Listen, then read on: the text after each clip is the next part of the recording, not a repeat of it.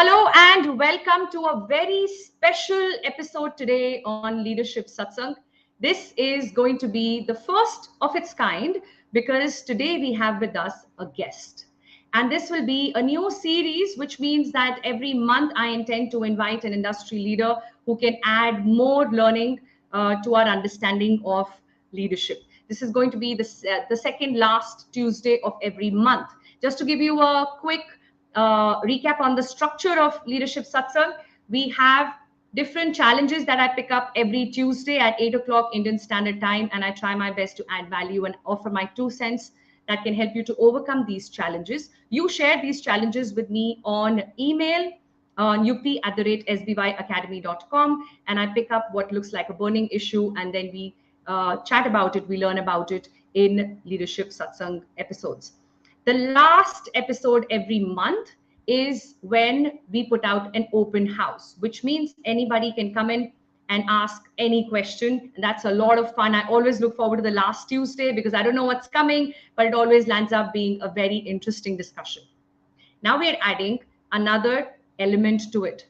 The second last Tuesday, which is the third Tuesday of every month, we will have with us a special guest, an industry leader who will help us learn a little more about leadership and certain aspects of it as we put out the topics. Today's topic is goal setting, something that we've been talking about forever, isn't it? We've always been aware of how important goals are, but it's not been much of a cakewalk. It's been a bit of a challenge for us to be able to achieve those goals. Can we make it easier with some conscious learning? The answer is a big yes. But before I take you any further, my name is Yukti Kapoor Mendirata. I want to thank you all for accepting me as your leadership coach, for connecting with me week after week, encouraging me to put out more and more.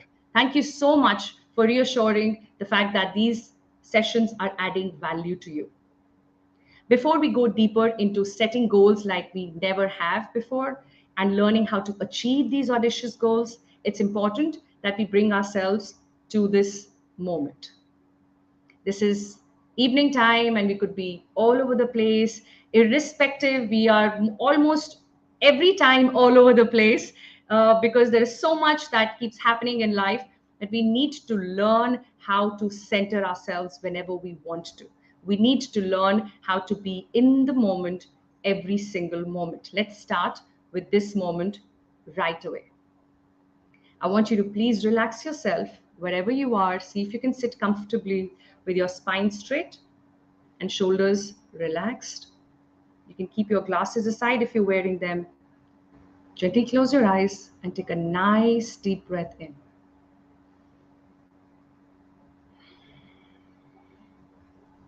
Let's come into this moment completely with your breath as we prepare ourselves to chant Om.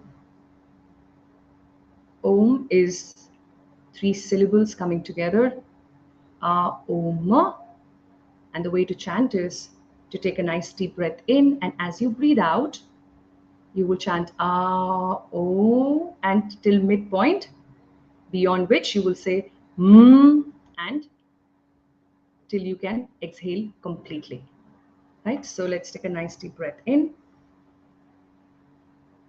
and breathe out. And with the next breath, let's start the chant.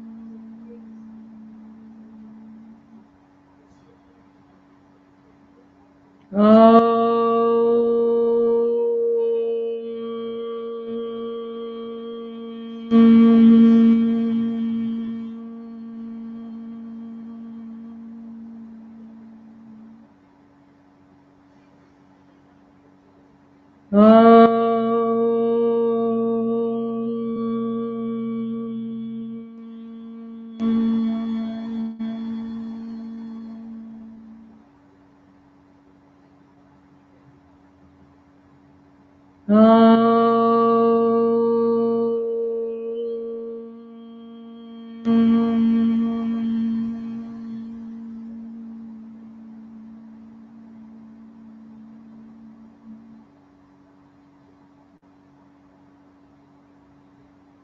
feel those vibrations just for a bit.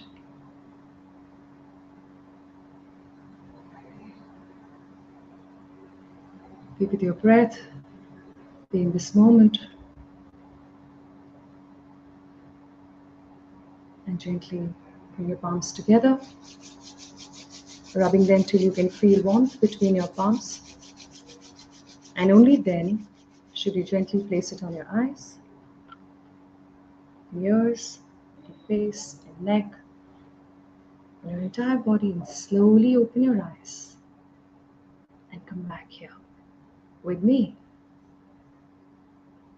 to learn something more about becoming better you, a better you as an individual, as a leader. Every single time you show up for any learning, you should take a moment to thank yourself for it, to congratulate yourself for it.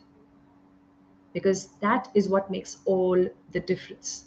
What do you choose to spend your time on is what makes all the difference. And I'm glad that you chose to spend it with me here for this Leadership Satsang. So thank you so much for being here, Ahmed, Hiren, Shiva, Ranjana. I want to acknowledge your presence. Kapil, Prashant, give me a hi if you haven't yet said hi to me, and also share with me which part of the world you're in right now. Mamta, welcome, welcome Swarnlata, welcome everybody. Tell me, where are you? Which part of the world are you in? Where are you joining me from?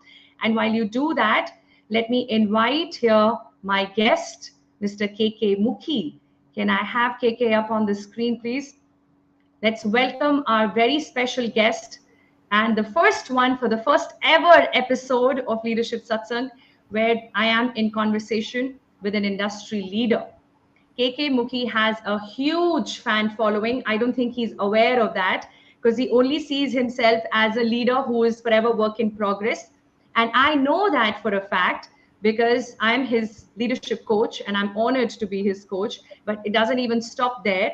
He also ensures that his entire core team has a very concrete learning plan, which is progressive, which is a longer intervention, which ensures that not just him, but the entire organization is work in progress when it comes to learning. And I think for that, you deserve to be acknowledged, KK, because as much as it sounds like there's no big deal, there is a huge deal, because very few leaders like you understand the importance of learning and then take the next step towards bringing that into your culture as an organization. So I'm going to applaud on behalf of everybody here. Thank you for being the leader that you are. You are the CEO of Network Intelligence, one of the fastest growing and leading organization in the space of cybersecurity. They have multiple offices in multiple parts of the world. But what makes KK even more interesting as an individual and more inspiring as a leader is his passion for the mountains. How many of you enjoy the mountains? I mean, I don't know if that means looking at the mountains or you have the courage to start trekking and climbing on the mountains. I am the first, the former category. I love looking at them from my window. Haven't had the courage to really start climbing the mountains. But if you are a climber or a trekker or somebody who just loves mountains, just say love mountains, or climber or trekker. Let's see how many of you are joining my club, which is look and enjoy. And then there is KK Club, which is into the action mode. Okay, they just pick the bags and they start climbing the heights. Wonderful. So we have, I think, a few people in my category, KK, which makes you even more exceptional for this chat. So welcome, and thank you so much for joining me for this chat today. Thank you, Yukti. It's my pleasure, and I'm honored to be the first in the series that you're doing with guest speakers on your podcast. So thank you for that as well. My pleasure. I think, when I decided that goal setting is going to be our topic, because I run a community called Mindful Masterminds, where I teach one leadership skill every single month. And we've just started with this community. The first month we are learning about goal setting. And when I saw goal setting as a topic, I said that the best way to learn about setting goals should be to talk about it to someone who knows goal setting as if his life depends on it. And that is so true for a mountaineer, isn't it? You don't just set Very true. goals which are negotiable, they're non negotiable. So if you have to understand goal setting, we've got to speak to someone who's actually done that when his life was at stake. And so you were the best person I could invite for this discussion. Thank you so much for accepting the invitation once again, KK. Just to set the context for people, he's done the Everest Base Camp, Kala Pathar, the basic mountaineering course from Himalayan Mountaineering Institute, attempted Ama Dablam. See, I'm just getting to know the words for the very first time. Okay, and has recently summited Kang Yatse. Kang Yatse, is that how you call it? Yeah, Yes. right. And that is a big deal given that it's 6,220 meters high. So that takes a lot of courage, a lot of discipline, a lot of focus, a lot of understanding on what it takes to set the right goals. So before we jump into some learning, I want to hear from you your experience of doing this. I know for a fact that you were away for a month in Nepal, and then you barely came back and got the time to unwind and recover, and you were back again to the mountains for another expedition. So tell me what drives you to do this, Kik? Actually, if you go back a few years in my personal life, I used to look at people who go out on treks and think, what's wrong with them? How can somebody enjoy the dust and the grime and the sun and the rain and what's the real fun of this? And I never used to get it. And then the COVID pandemic came, and I found my kids were spending too much time at home. So I basically wanted them to be closer to nature. So I said, okay, whatever is available in and around Mumbai, let me take them, somewhere. So I started taking them to Sanjay Gandhi National Park. And I found that kids are natural climbers. Anything that can be climbed up, they will clamber on top of it. And I said, hey, this looks like something they're enjoying. So why don't we do something more serious? So then we did a couple of treks with them. Uh, and then I got hooked onto it. And I was like, hey, this is fun. It's a lot of effort. It's hard work. You're pushing your limits of your physical endurance. But the sense of satisfaction you get when you reach the top of whatever you're climbing or the end of the trek, that's a different kind of a high. So then I got serious about trekking. I started trekking in Maharashtra. I contacted a friend of mine and started doing treks with him. He's also a trained mountaineer, Shomiron, and he was a great guide and mentor. And then the first major trek that I did last year was the Everest Base Camp. And walking through that valley, it's called the Khumbu Valley because it's a valley made by the glacier, the Khumbu Glacier, which comes from the Everest range of mountains, Himalayan range of mountains on that side. And walking through that valley, when I looked at the mountains, I that was, it's difficult to describe that experience or that sense. And I said, okay, treks are fine, but now I need to climb these peaks. So I came back home and told my wife that, this is something I want to do. And she said, you're nuts because, you have a business to run, you have 2 kids, you're married, you're 40 plus. Mountaineering is not a sport that you pick up at this stage. It's too high risk, which is, of course, she was right in all of that. But I kind of persevered. And that's how I ended up doing some of the climbs that you've just mentioned. So that's how the journey has been so far. Wonderful. I think what makes it even more interesting for me is to have someone like you pick this up when you are not just doing a job, but running business where you're supporting 600 other people to keep enjoying their job and have a very clear growth trajectory so that they can be retained and they continue to add value. And in the middle of it, finding time to go for such expeditions and come back. How does that feel whenever you're back from such a trek? How do you feel in terms of your energy level or clarity of thought as a leader? Does it add value? Is there a very clear translation of that energy into the energy you bring to work? I think there are a lot of insights that one gains because climbing is like meditation. Because when you're up in the mountains, you're basically largely by yourself. I mean, even though you might be with fellow climbers, but for the most part,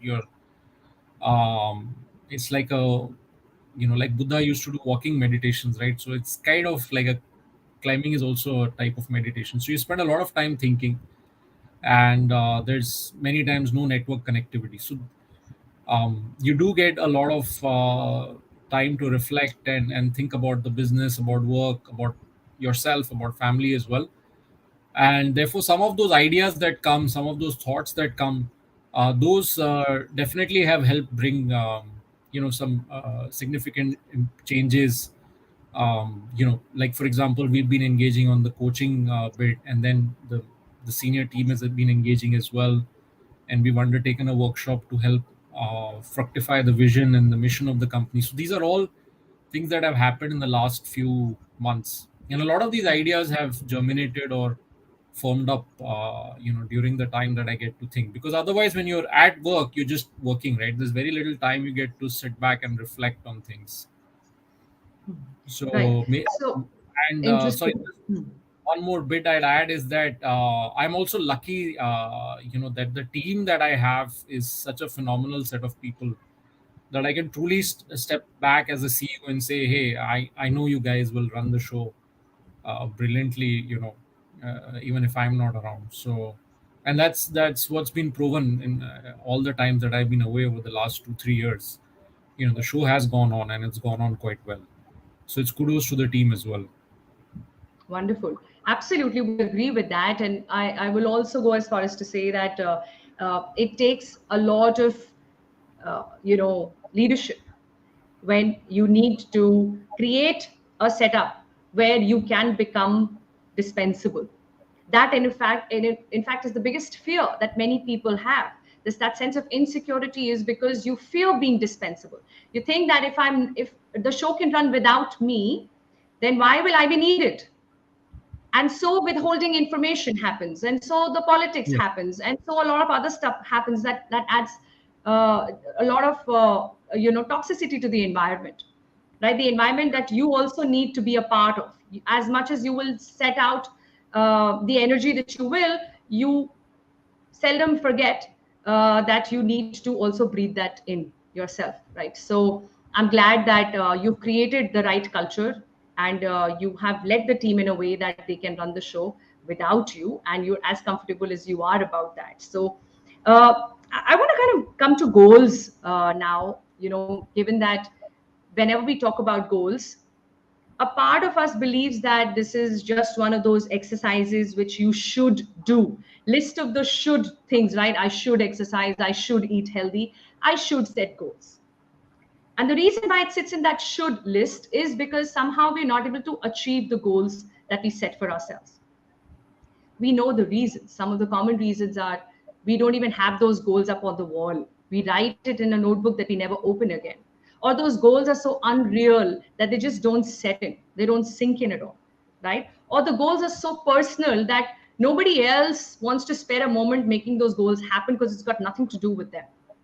Now, as much as we understand many reasons why goals are not achieved, there are many ways in which they can be achieved. And I want to take our attention towards that. What can we learn from this experience of, say, mountaineering, where your goal is to achieve something worthwhile? I would call that as an audacious goal, assuming that you would always set yourself up for a higher peak. Each time you pick that bag to step out, you're looking at a higher peak this time. Is that right? Right. So you're Yes, kind of absolutely. pushing yourself out of the comfort zone perpetually. And when you set that audacious goal, that goal is clear in front of you. And then you do what you need to do to get there and come back. And as much as it looks like a personal decision, my limited understanding makes me believe that it is a lot of teamwork. And I want you to tell us more about that. How does a team come together for you to achieve your goal of summiting that peak that you want to? How does that happen? I think the first, so if we just step back, a lot of people don't even get started on what they think would be their true passion or their true dream. And there are many reasons for this. The most important is that we are all obviously comfortable in our comfort zone, which is why it's called that. Um, and we believe that there will be a day when inspiration will come from the skies, and suddenly that's the day, when we will start eating healthy or exercising or go climbing mountains or run a business or whatever it is. So one thing that I realized a few years back is that moment of inspiration never comes.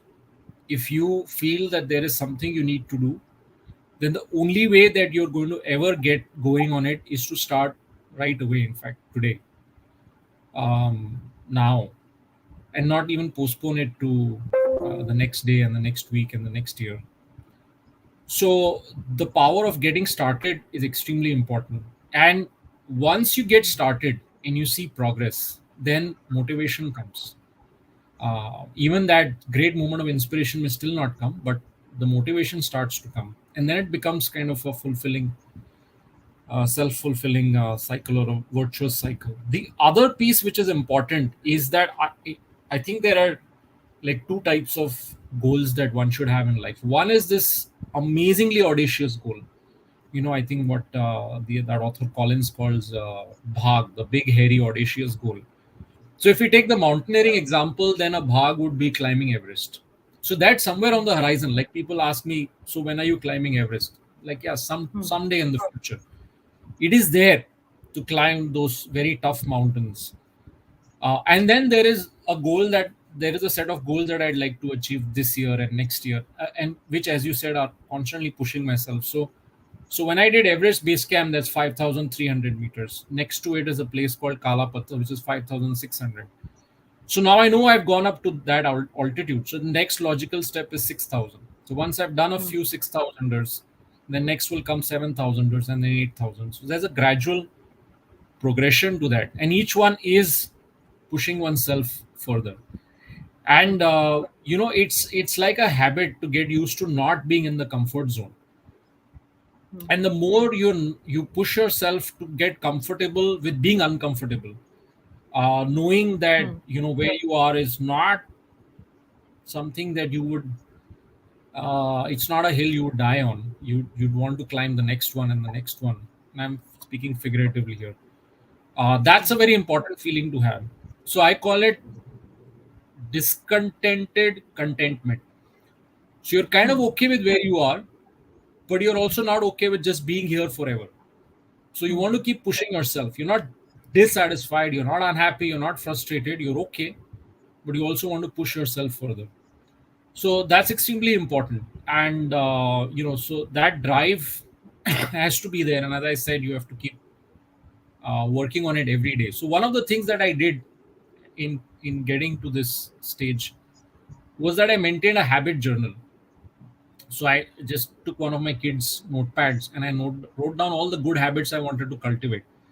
So I wanted to spend less time on the phone. I wanted to start reading more books. I wanted to exercise regularly. I wanted to stick to my diet. I wanted to do some creative stuff every day, whatever it was. So 5 or 6 aspects of my life I said I want to fix. And then I started tracking, was I doing stuff every day that got me there? So there's this phrase called trust the process, which is exactly what happens in climbing. If I keep looking at where the summit is, I may give up very quickly. So one rule that I tell myself is don't look at the summit. Don't look at where the end is, and don't ask your Sherpa how much more, because that's another like self-defeating thing. So I just count the steps and trust the process that each quota of steps is getting me closer to the goal. And sooner or later, I will get there. And so there are moments when you feel like giving up. There are moments when you feel like, why am I doing this? I could be sitting at home and enjoying a warm, nice hot cup of coffee and reading the newspaper. So those feelings are natural. I mean, and anything difficult you do, running your enterprise, for example, what you're doing and I'm doing, that's an extremely difficult task that you set yourselves to. So pushing yourself on a regular basis, and just trusting the process and saying that the process is the beauty. I may get to the top or not get to the top, but I'm going to enjoy this process, even though it's a pain. My legs are hurting, my head is hurting, my body is tired, I'm out of breath, but somehow I'm enjoying this process. It's very contradictory, but that's how it should be. And then eventually you get to the goal, and then you enjoy it. And the other thing that you mentioned is teamwork. So For example, if you look at the mountain in my background, imagine climbing a slope like that, which is about 45, 50 degrees incline. Hmm. And this Kang Yatse 2 mountain that we climb, it doesn't have what are called fixed ropes. So there are no ropes fixed onto the mountain face. So we are Hmm. roped up to each other, which means our life literally is in each other's hands. If one Hmm. person slips, we have a technique where we are supposed to help arrest that person's fall. But there were sections of the mountain where the snow was really soft, and to arrest the person, you have to like lie down and dig your ice axe into the snow. And we all Hmm. joke to ourselves that this snow is neither going to stop the person who's slipping down, nor is it going to help us arrest the fall. So Hmm. if one of us slips, all four of us will have done the fastest descent of this mountain ever. So we have to make sure that not even one of us slips. Hmm. So, I mean, there were slippages. We did slip. We did manage to arrest our falls, but there was no major, like nobody went tumbling down the side of face of the mountain. But you do depend a lot on the team, and the team also consists of people who could be very strong climbers, who could not be strong on that particular day, could be getting tired, but you all have to get to the top. So you all have to make it together to the top. You cannot abandon anybody along the way, or you cannot give up and say, hey, you guys go ahead, I'm turning around, so as much Hmm. as possible. I mean, if it's a life and death situation, that's a different call, but otherwise you all want to get to the top. So it's essentially no man left behind. It's trusting each other with our lives, essentially. So there's and it's keeping each other motivated, asking Hmm. how are you doing, do you need a drink, do you need, you know a sip of water, do you want to take a break, do you want to. So there's a Hmm. lot of coordination involved throughout that 8-10 hour journey that we undertake. Wonderful. Wonderful. So, does it often happen that people know each other before you take off, or do you sometimes climb with people you don't know from before? Well, typically the guide or the Sherpa is somebody that is new to the setup, because usually you end up with a new Sherpa per expedition or per climb. So far, all the climbs I've done have been with people that I know. Mhm. So that kind of helps, because you don't want to be discovering character flaws, at 6,000 Yeah, right. and finding At that an somebody. altitude from where you can't jump back, right, to go home, right? So you kind of all in or all out. That's the Yes. situation. And I think that is so close to reality as well. Everything that you talked about as your experience of the climb very directly translates into how organizations are run. And if I may say, successful organizations are run. It is about creating some level of familiarity with each other, right? And not working in silos, not opening up to each other. Thanks to Brené Brown, vulnerability has come out more in the open, and we are kind of more interested to talk about it. And hopefully, many of us will be willing to even bring it out on the table, because that is what allows us to drop the guard and get to know of each other's fears and failures, which is what makes us human. And those sharing kind of, gets people together. And only then can you have enough trust to say that let's go towards that, okay, and we'll make sure that no man is left behind, like how you Right. just said it, right? That's our goal, and we'll get to that goal and ensure that we all get there. It's not about me getting there and holding the flag up high saying I did it. I need to know for a fact that I can't without you all. Just as how we can't be successful in an organization without the entire team adding value, right? All of them coming in together. So here is a learning that I want my audience here, my followers, to take away from this session. I wish we could continue with this, because there is so much more to learn from this conversation. But you've already given a lot of very useful nuggets here, KK, and I'm going to sum that up for the benefit of my audience here and my followers. And I want you to put in the comments, what are you taking away in terms of translating this experience into your goal setting as a practice, into your ability to lead as a leader? What is your takeaway? I'm going to share my takeaways from this conversation. You talked about a lot of very powerful things, Kiki. You said Let's get started once the goal is set, and you get started now. I loved that, right? There is no tomorrow. If I'm clear about doing this, I start now. And then you said, once you start working towards this goal, you will achieve small success, which will then motivate you to keep going. And it becomes self-fulfilling. And then it becomes a habit, like amazing flow there, right? From you taking that first step towards you never holding back, and that becoming the new normal for you. And that is true for any goal that we wish to set for ourselves. It is not a textual exercise. Nothing is possible unless we know what we want to make possible, right? Which is the goal, that audacious goal. That's something worthwhile, worth your while. And is there a method to get there? The answer is a big yes. And the method is to follow and trust the process. The process that is known to so many of us, KK, right? We know what the process is to get to goals. We've got to set the long-term goal. We need to have milestones. We need to celebrate the milestones. We need to ensure that the team is included. They see what I see, so that we together get there. We get there buy-in by creating familiarity. Everything is known, and yet we want to just keep knowing more instead Right. of focusing on doing what we know. So thank you for reminding us about the fact that we need to trust the process, right? We need to make sure that we take one step at a time. And as we take Absolutely. that one step at a time, before we know, we're there. Here is your 5,000 meters. Here is your 6,000. And now you're ready for 6.5. And now you're ready for 8 and beyond. And that is progress. But you make that progress when you do some work. And that's why we call it as work in progress, right? There is no progress unless there is any work that goes behind it. So as you shared your experience with these expeditions, I can see how you're also bringing it into the way you lead your teams. And I witness it very closely to know that you're bringing all those learning into the way your team is developing as leaders. And I am hopeful that with this conversation, we've helped many other leaders out here who've joined us for this chat to make these goals in such a manner that our life depends on it.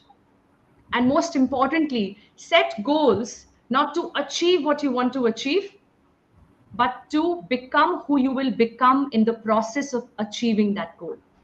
That Beautiful. disciplined you who you become when you are achieving the goal, right? So it's not about reaching there, it's about who you become in the process of getting there. And so that point, that goal has to be that something which makes you into who you want to become. That's the beauty of goal setting. So thank you so much for opening up and sharing so many useful nuggets of wisdom, if I may call it, and straight coming from not what you know, but what you do. And that is why I have huge, huge respect for it. And thank you once again for joining in, KK. Any closing comments from you? I think you summarized it so well, and the last part, the last sentence was the most beautiful sentence, which is that the true beauty of what all of this means is who you become in the process of setting and pursuing the goals that you set for yourself. So that's brilliantly said. I would not want to add anything on this. Okay, thank you so much. Thank you for adding so much value to me and to all of us here. And thank you everyone, Ramchandra, Shilpa, Aanchal, everyone who's joined me live here. Deepa, so good to see you. Rajiv, Shiva. If you're not yet a part of my community that I'm nurturing on WhatsApp, I think that's the place to be. We call it Mindful Masterminds. And I would like you to be a part of this tribe, because I know that you will benefit a lot, and you will also meet like-minded leaders like yourself. People who believe in being in work in progress forever. Those are the people I call as my tribe. And I wait to welcome you there. We'll share the details on LinkedIn. And I do hope that you hop in and become a part of this tribe and join us all in this continuous learning journey. So thank you so much. I'm going to see you next Tuesday for another interesting discussion in the space of leadership and spirituality. Thank you, KK, once again. Thank you, everyone. Thank you. God bless you. My pleasure. Thank you. Thank you.